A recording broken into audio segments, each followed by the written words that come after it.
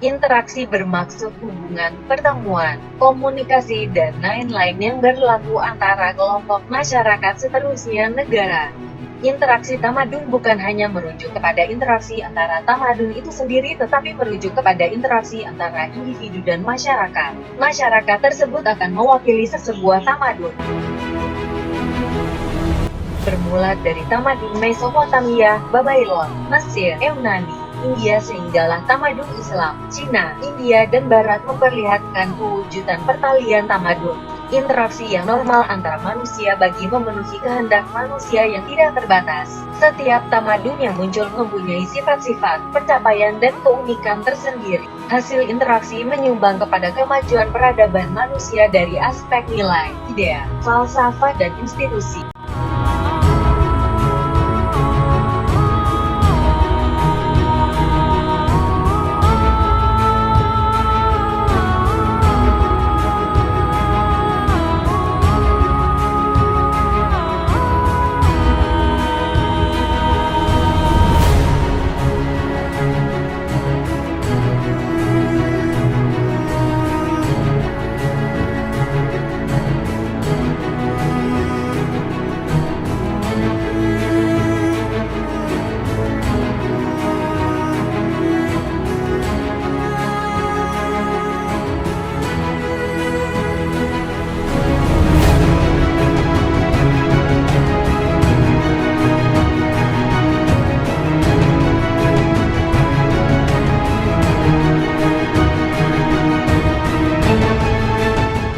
Tersebarnya agama Islam di Kepulauan Melayu serta munculnya kerajaan-kerajaan Islam tempatan di Pasai, Melaka, Aceh, Riau, Brunei dan Batam. Tamadun Islam telah mengubah pandangan hidup orang-orang Melayu.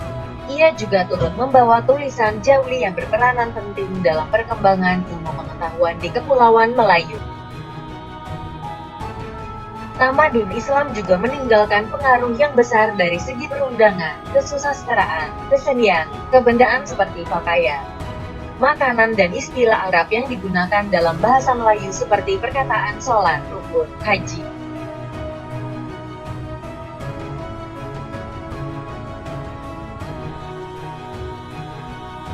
Hubungan orang Islam dan Kristen ketika zaman pertengahan di Eropa terjejas.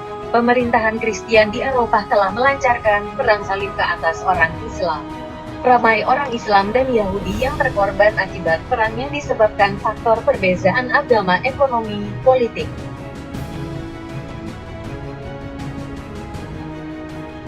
Di dalam budaya Eropa, hubungan sesama manusia lebih bebas berbanding budaya masyarakat Asia yang lebih sopan dan beribadat. Ini menyebabkan budaya Eropa meresapi budaya lain dari berbagai segi. Masyarakat Barat terbagi kepada dua golongan, yaitu golongan atasan dan golongan bawahan. Sistem cukai yang diperkenalkan telah membebankan golongan bawahan seperti buruh, manakala golongan atasan mendapat kebaikan daripada cukai yang dikenakan.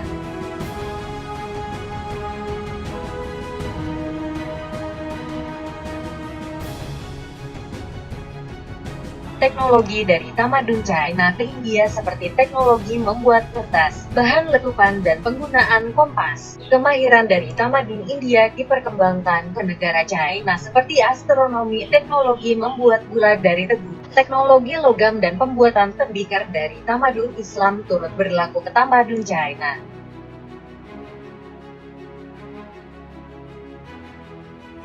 Penambahan kosakata kesan daripada pengaruh bahasa Arab ke dalam bahasa Melayu, contohnya syukur dan sabar. Pengaruh bahasa Sanskrit dalam bahasa Melayu biasanya berpuncak daripada hubungan perdagangan, berupaya mengukuhkan kedudukan tamadun serta memperkuatkan pengaruh sesebuah tamadun.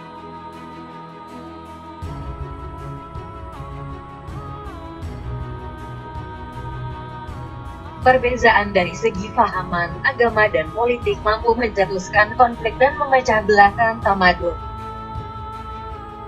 Wujud iri hati kepada tamadun Islam semasa dinasti Han di China atas kemajuan ekonomi umat Islam di China tahun 876 Masehi.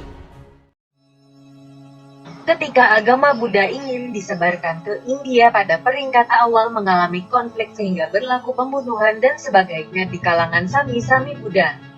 Peperangan salib antara Islam dan Kristen menyebabkan ramai nyawa terkorban dan harta benda musnah.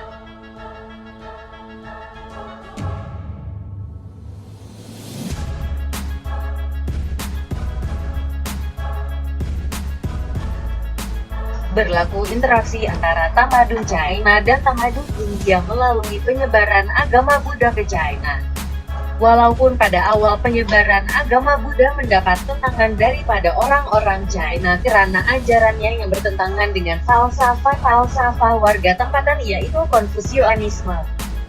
Akhirnya, agama Buddha mengalami proses penyesuaian dengan tradisi budaya China tanpa menjejaskan prinsip-prinsip asas agama Buddha.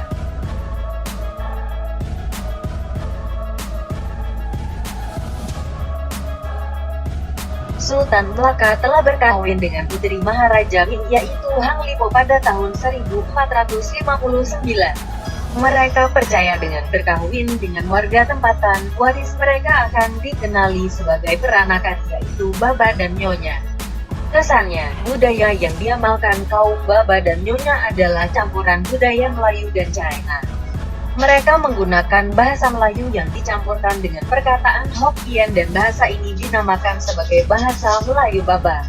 Budaya China yang diserap oleh tamadun Melayu pula ialah budaya pertukaran barang sebagai hadiah, adat memberi angpau, pertunjukan bunga api dan pemakaian tekstil dari kapada dan sutera.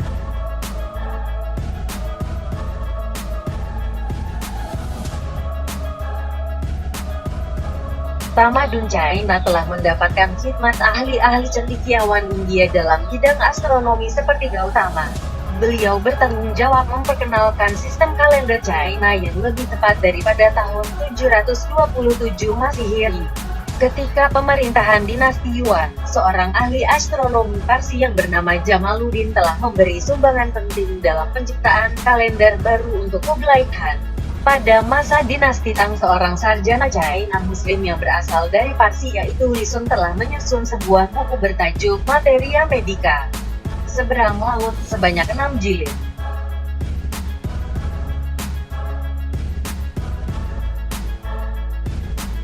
Kesimpulannya, interaksi antara tamadun berlaku disebabkan sikap keterbukaan yang dimiliki oleh tamadun tersebut.